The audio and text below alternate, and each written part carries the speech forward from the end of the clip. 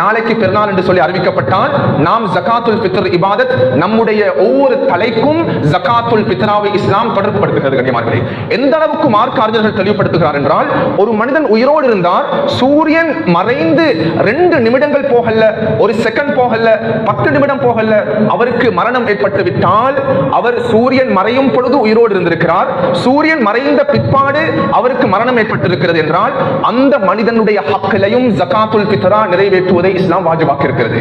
கனிமார்களே, ஒரு மனிதர் அவர் இஸ்லாத்துக்கு வந்திருக்கிறார், அவர் சூரியன் மறைஞ்சதுக்கு பின்னால அவருக்கு ஜகாத்துல் ஃபித்ரா கடமை இல்லை. ஒரு மனிதனுக்கு சூரியன் மறையறதுக்கு ஒரு 10 நிமிடத்துக்கு முன்னால 2 குழந்தைகள் கிடைத்து விட்டது, ட்வின்ஸ் அல்லது ஒரு குழந்தை கிடைத்து விட்டது, அவருடைய கையில கை குழந்தை, பால் குடிக்கக்கூடிய குழந்தை, சூரியன் மறையும் பொழுது அவருடைய வீட்டுக்குள்ளால் 5 பேர் இருந்தவங்க இன்றைய நாள் சூரியன் மறையும் பொழுது 7 பேராக மாறிட்டாங்கண்டா அந்த 2 குழந்தைகளுக்கும் இணைத்துத்தான் ஜகாத்துல் ஃபித்ரா கொடுக்க வேண்டும்.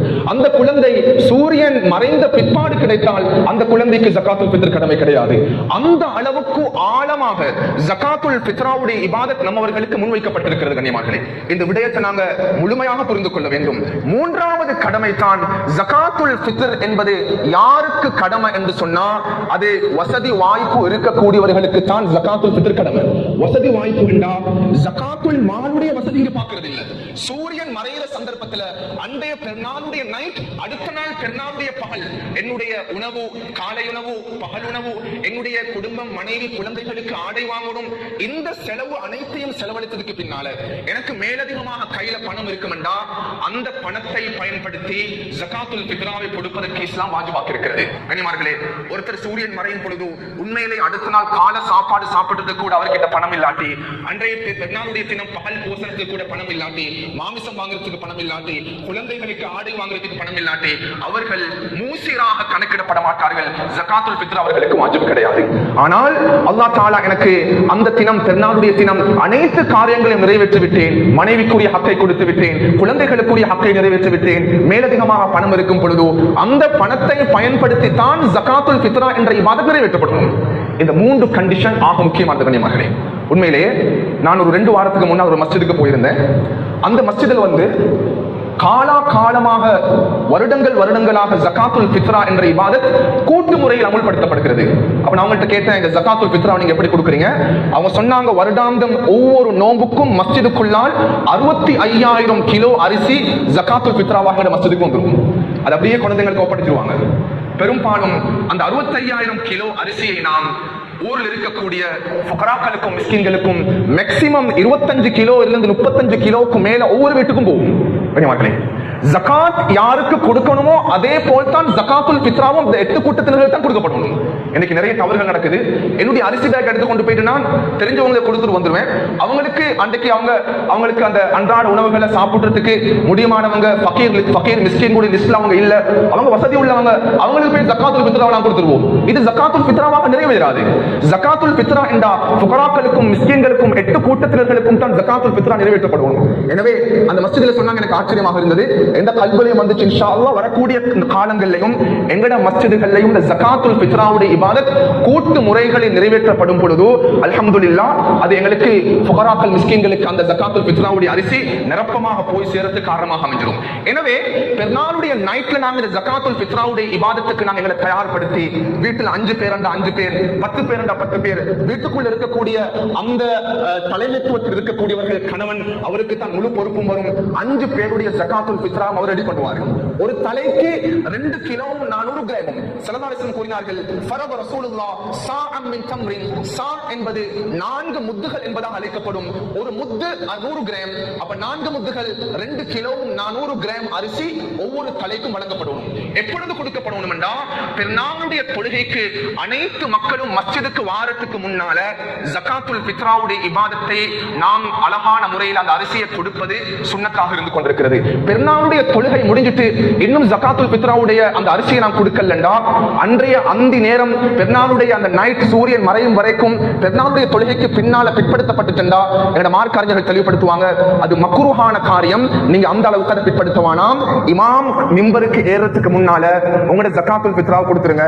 அவருக்கு ஜகாத்துல் ஃபித்ரா வீட்டில் இருக்குது, பெருநாளுடைய அந்த மக்ரிபுடைய நேரம் முடிஞ்சு ஜகாத்துல் ஃபித்ராவை கொடுக்கலாட்டி அவர் யோசிக்கிறாரு, இப்ப எனக்கு கொடுக்கக்கூடிய சந்தர்ப்பம் கிடைக்கல, இன்ஷா அல்லாஹ் அடுத்த வருஷம் கொடுப்போம் என்று அவருக்கு பிற்போட்டது கேளா. அந்த ஜகாத்துல் ஃபித்ரா அரிசியை கட்டாயமாக வாஜிபாக அவரை கலா செய்ய வேண்டும், அவர் நிறைவேற்றியாக வேண்டும். பெருநாளுடைய அடுத்த நாள் சரி அந்த ஜகாத்துல் ஃபித்ரா கொடுக்கணும். அவருக்கு பாவமும் கிடைக்கும். காரணம் என்னென்றா பிற்படுத்தியிருக்கிறார். அத்துடன் அந்த ஜகாத்துல் ஃபித்ராவை கலா செய்வது வாஜிபாக இருந்து கொண்டிருக்கிறது. கனிமார்களே, இந்த விடயத்தை நாங்கள் கல்வில ஆழமாக மனதில் பதிவு வச்சுக் கொள்வோம். நிறைய பேர் கேட்டாங்க, ஹஸ்ரத் எங்களுக்கு உண்மையில வசதி இல்ல, வீட்டுல 10 பேர் இருக்கிறாங்க, கடன் எடுத்து ஜகாத்துல் ஃபித்ராவை கொடுக்கணுமா, கொடுக்க முடியுமா என்று கேட்டா, கடன் எடுத்து ஜகாத்துல் ஃபித்ராவை நிறைவேற்றுவது இஸ்லாம் கட்டாயப்படுத்தல. அவர் விரும்பினா கடன் எடுத்து கொடுக்கலாம். ஆனா அந்த கடனை எனக்கு திருப்பி அடைக்கிறதுக்கு முடியும் என்று இருந்துச்சுண்டா.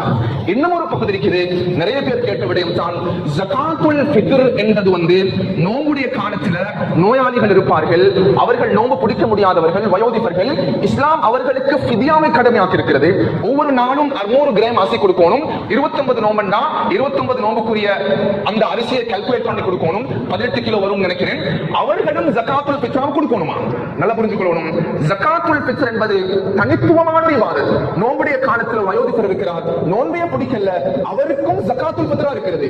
ஃபித்யா வேற, ஜகாத்துல் ஃபித்ரா என்ற அமல் வேறு.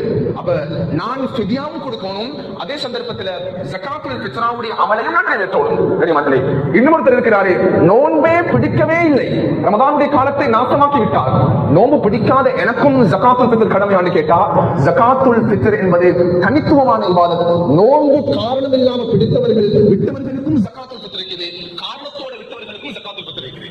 இந்த விடயத்தை நாங்கள் அவதானம் செஞ்சு கொள்வோம். இறுதியாக மக்களே, நோன்புடைய இந்த காலத்துல ஜகாத்துல் ஃபித்ரா என்ற அந்த அரிசியை பணமாக கொடுக்க முடியுமா, அல்லது ஜகாத்துல் ஃபித்ராவை நாம் அரிசியாகவே தான் கொடுக்கணுமா? அன்றாடம் உட்கொள்ளப்படக்கூடிய இந்த எங்களோட சமூகத்தில் இருக்கக்கூடிய இந்த அரிசியுடைய பழக்கம், இது அரிசியாகத்தான் கொடுக்கணுமா, அல்லது இந்த 2 கிலோ 400 கிராம் உடைய பொறுமதி இந்த பணத்தை கொடுக்க முடியுமா என்று கேட்டால் மார்க்க அறிஞர்கள் தெளிவுபடுத்துகிறார்கள். இந்த விடயத்தை நாங்கள் நல்ல தெளிவாக புரிந்து கொள்ளணும். உபகியாவுடைய காலம் வந்துட்டா ஆடு மாடு ஒட்டகத்தை நாங்கள் அறுக்க போறோம். ஒரு மாட்டுடைய விலை லட்சத்துக்கு மேல போகும், ஒரு ஆட்டினுடைய விலை 50-60,000 மேல போகும். அந்த சந்தர்ப்பத்தில் ஒருத்தர் யோசிக்கிறாரு, நான் மாட்டை அறுக்காம இந்த மாட்டினுடைய பொறுமதியை நான் கொடுத்துருவோம்னு கேட்டா அவருக்கு உபகியாவுடைய நன்மை கிடைக்காது. அதே போல் ஸல்லல்லாஹு அலைஹி வஸல்லம் சொன்னாங்க, ஃபரத ரசூலுல்லாஹ் ஸாஅம் மின் தம்ரி, ஒரு மனிதர் ஈச்சப்பழமாக இருக்கலாம், கோதுமையாக இருக்கலாம், எங்கட நாட்டில் அரிசியாக இருக்கலாம், அதை பயன்படுத்தி நீங்கள் ஒரு சாவை கொடுங்கள், நீங்க 2 கிலோ 400 கிராம் கொடுங்க, நீங்க பணத்தை கொடுக்கிறதுக்கு எந்த அனுமதியும் இல்லை என்பது தான் ஹதீஸுடைய பார்வையில் எங்களுக்கு விளங்குது. கண்ணியமானவர்களே, ரசூலுல்லாஹ்வுடைய எந்த வழிமுறையும் கிடையாது. ஸல்லல்லாஹு அலைஹி வஸல்லம் அவர்கள் பணத்தை, திர்ஹத்தையோ தீனாரையோ கொடுக்குமாறு நபி அவர்களுடைய இது கொடுத்தா பிரச்சனை இல்லை என்று சொல்லி எந்த வழிகாட்டலும் எங்களுக்கு கிடையாது. ஆனால் இன்றைய காலத்தில் சில அறிஞர்கள் இந்த விடயத்தில் சில சலுகைகளை முன்வைத்திருந்த போதிலும் என்னுடைய தனிப்பட்ட ஒரு கருத்து, கனிமார்களே, குறிப்பாக ஷாஃபி ஃபிக்ஹுடைய மிக முக்கியமான ஒரு கருத்து, நீங்கள் பணமாக நிறைவேற்ற வேண்டாம், அதனுடைய ரூஹானியத்தையும் அதனுடைய பொறுமதியும் அடைந்து கொள்ள முடியாது, பணத்தை எடுத்து வேறத்தில் செலவழிச்சு விட்டுருவாங்க, நீங்கள் இதனை அரிசியாகவே கொடுத்துக் கொள்ளுங்கள்.